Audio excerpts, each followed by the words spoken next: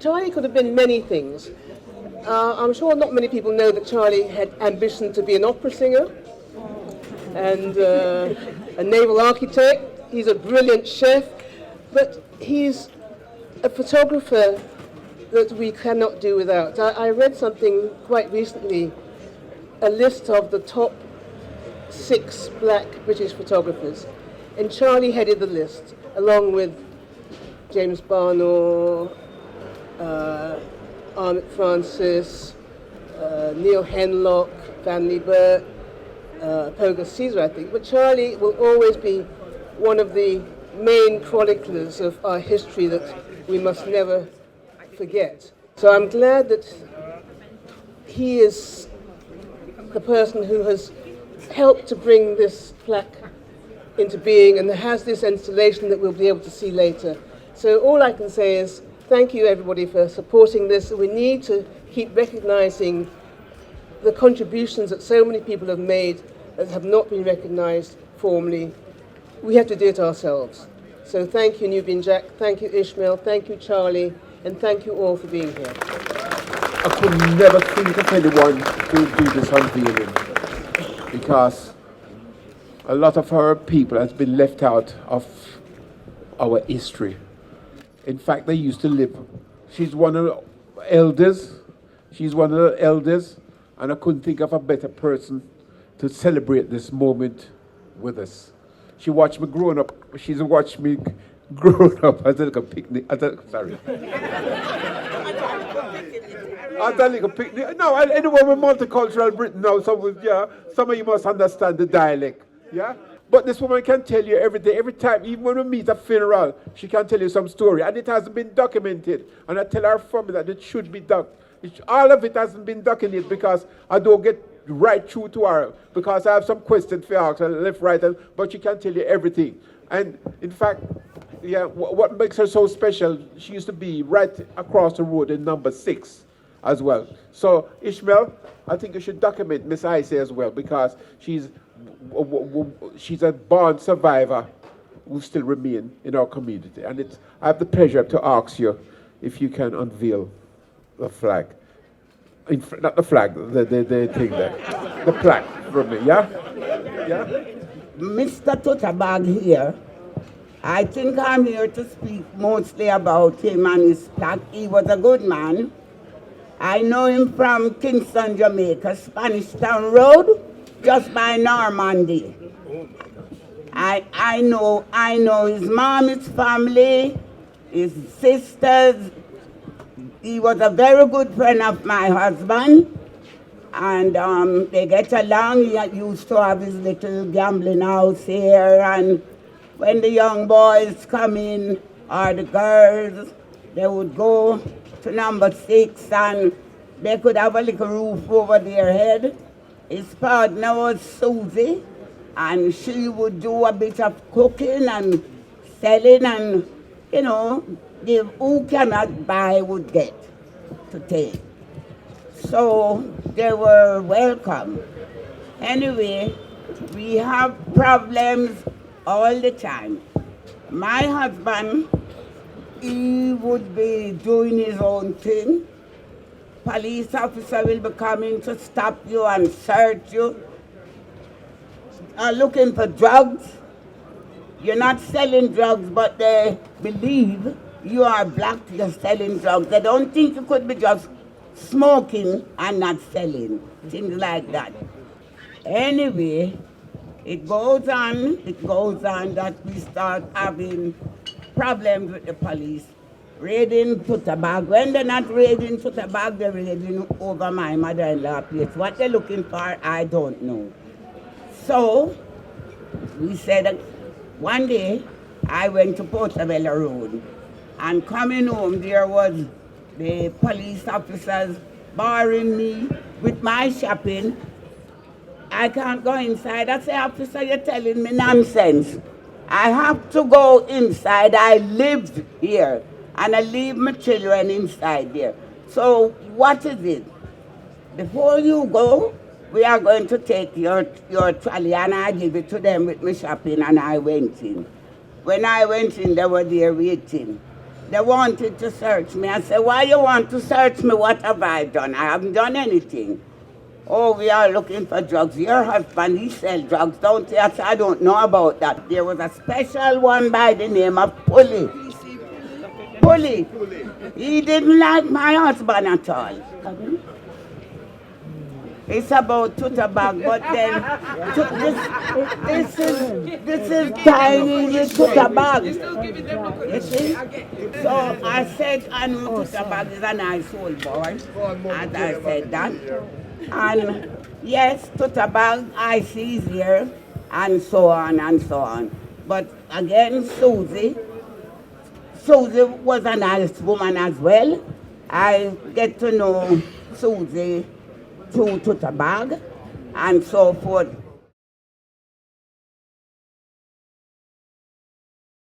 When the riot started, my husband was in All Saints Road.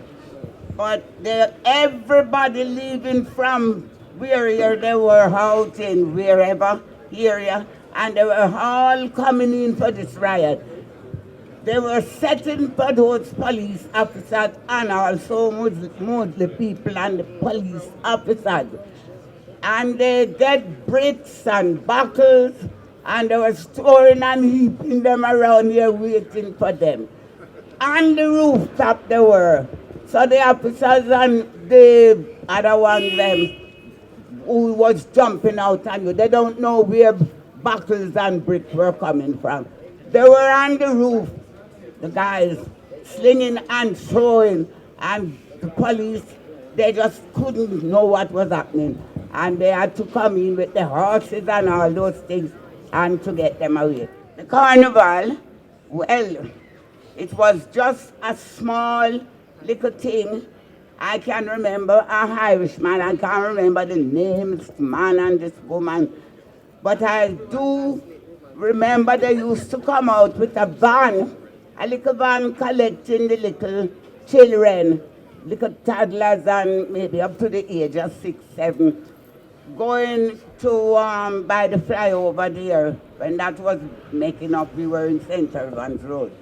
So they were doing like a little party thing for them, dressing them up, and they would be acting and steel bands would be playing and things like that. But not a big occasion, big thing like what we have now came in whichever year it started big.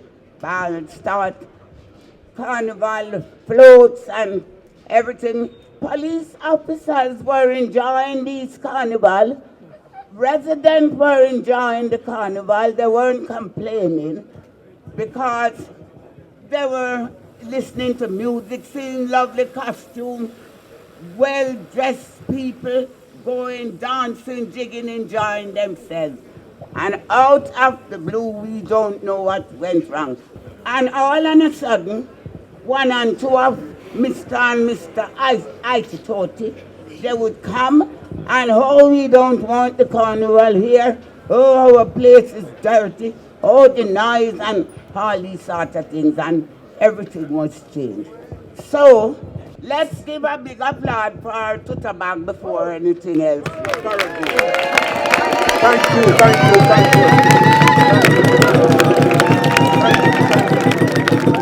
you. This is the moment we were waiting for. This is the big moment. We have get a hand up there for me. When you come, you have asked her to unveil the plaque. Yeah? This was said. 5, 4, 3, 2, 1.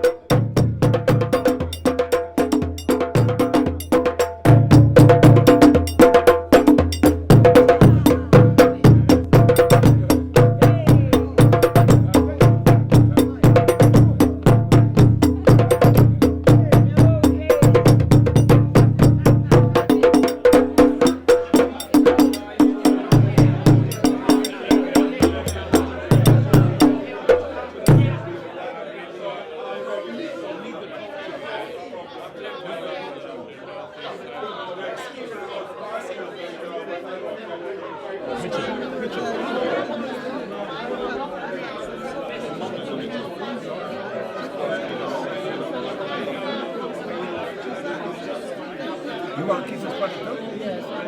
You're lucky, man. You're lucky.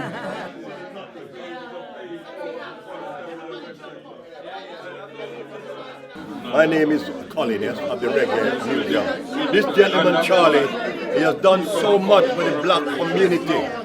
I remember his father used to have a shop out there, yeah? And no one acknowledged the work that he has done over the years. They take so long to acknowledge the work that Charlie Phillips has done, yeah? But may God bless him that he can go on and the world will know about him. Every time he opened his mouth to say anything, they said, we don't want to hear from him. But today, through the people, want to hear from Charlie. Yeah. And may God bless him, Charlie. Today's your day, Charlie, so tell us everything. Tell us all. What you see here today, yeah? When we come off of the boat, we never have no welcome committee. So Uncle Totobags, Uncle Tuta we used to call him, and we come meet me upon the boat train. That was the boat train. That's what some of those pictures tells you about. And we never have nowhere to stay because my parents used to live in a double room, but it wasn't enough for 4 away. So I had to keep the night in that house with 2 other strangers who come off on the same boat. Now, that exhibition is part of my history. So over the years, in the last 7 years, instead of being blue plaques for celebrities or for sports stars or for singers or in our community, there's lots of people who's done interesting work that never get recognized at all. And seeing it's part of my history, I thought I'd have to document it. It's about time we tell some of our own stories, and it's about time we document some of our own stories. So this is what it's all about. Yeah? Okay, and the blue plaque today? Well, the blue plaque, I've worked on it for the last 7 years because our community has to start bigging up some of the interesting people in our community that you'll never hear about. And amongst our community, it's not all celebrities or stars. There's ordinary people. You see them walking everyday life who never get recognition. Like, I'd like to big up some of the early health workers who's now retired. I was in Derby a few weeks ago showing some of my early work. Yeah, and some of these people were so amazed. Some of these people were so amazed. And I was being thanked by the organizer because I said, Mr. Charlie, when you come here and talk, you make the group come alive. They reminisce. You see? And in the public spaces that we have been given a proper platform. And as you can see for yourself tonight, even though it's a small space, there's the seventh generation was deprived of their story and their history. So this is it. Pity we never was a bigger space. But, you know? How do you feel seeing these people here now, looking at your work and you're getting the recognition that you deserve? How do you feel? Well, I wish if I could show them more of my work, because now I'm going through my archives. There's lots more that's been forgotten about because the institution demoralized me in the 60s, in the 70s. When I started to show my work, they said, "Did you really take that? Oh, it's not the type of thing we think will blend in with our program at the moment, yeah." But they finally come to terms that we exist, and by public demand, as you can see,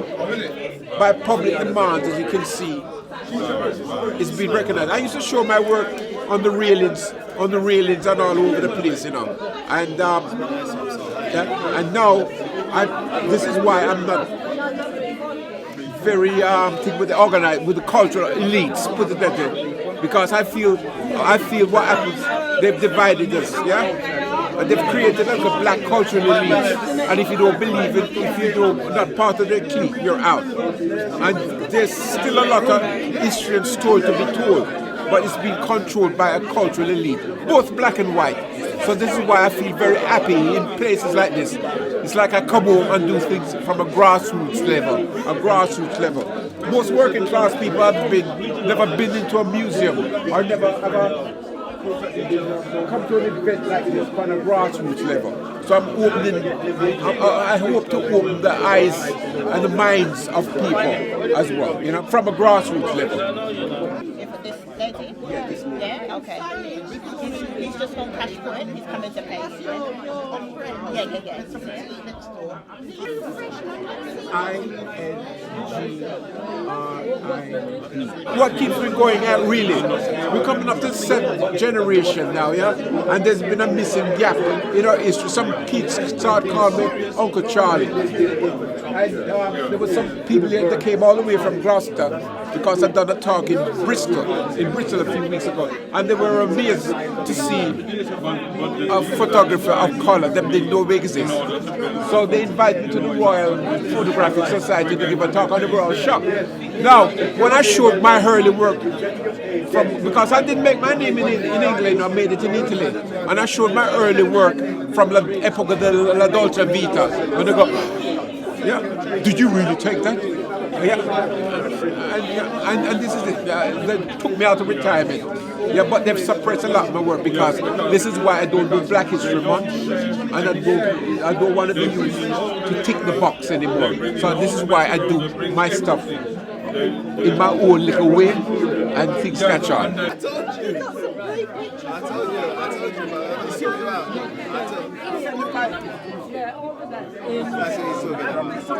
Now, the institution has finally come to terms because I just finished the exhibition between the islands and I heard that was sold out. Yeah? Now they've come to terms that we people have culture, we have history, we have a story, we're in the arts, and they've suppressed it over the years. I say that personally without any fucking apologies, yeah? And they have to come to terms that we exist, yeah? Having said that as well, there's a missing gap in our history because when we go as taxpayers, when we go in some of these cultural institutions, we're not represented. I tell them, don't call me up for Black History Month, don't call me up for Blackness. I call it Black History Month, I call it Black Working Month. Yeah? So somebody has got to put their foot down, and this is why I become very rebellious. Did they approach you to do that animation? Yeah, they did it because they wanted to entice young kids. And I do believe when you get the kids when they're young, yeah, they won't come back immediately to a museum, but in 10 years' time, that's the audience you're gonna.